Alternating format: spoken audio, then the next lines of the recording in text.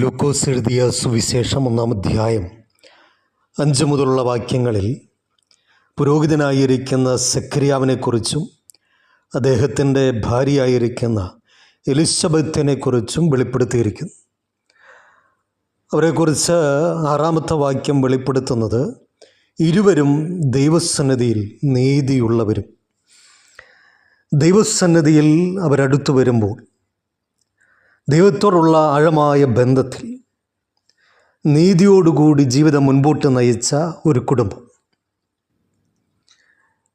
വീണ്ടും അവിടെ പറഞ്ഞിരിക്കുന്ന കർത്താവിൻ്റെ സകല കൽപ്പനകളിലും ന്യായങ്ങളിലും കുറ്റമില്ലാത്തവരായി നടക്കുന്നവരും ആയിരുന്നു.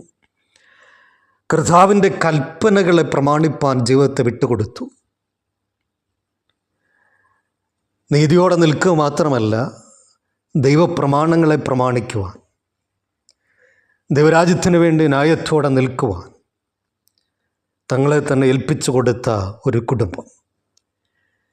എന്നാൽ അവരുടെ കുടുംബജീവിതത്തിൽ അവർക്കൊരു തലമുറ ഇല്ലായിരുന്നു എന്നുള്ള ഒരു വേദന അവർക്കുണ്ടായിരുന്നിരിക്കാം.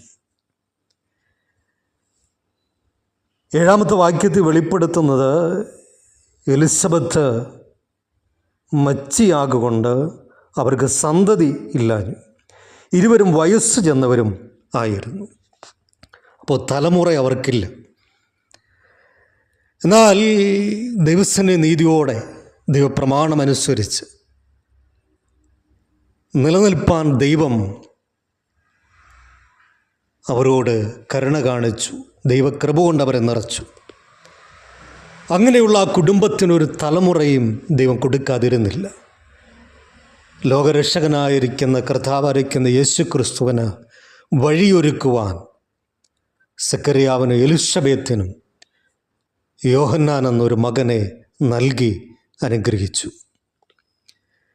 ഈ ദിനത്തിൽ കർത്താവിൻ്റെ സന്നിധിയിൽ നീതിയോടെ ദൈവപ്രമാണങ്ങൾ പ്രമാണിച്ച് ജീവിപ്പാൻ നമ്മളെ തന്നെ സമർപ്പിക്കാം. അത് ജീവിതത്തിൽ ഒരു നന്മയായി തീരട്ടെ, അനുഗ്രഹമായി തീരട്ടെ.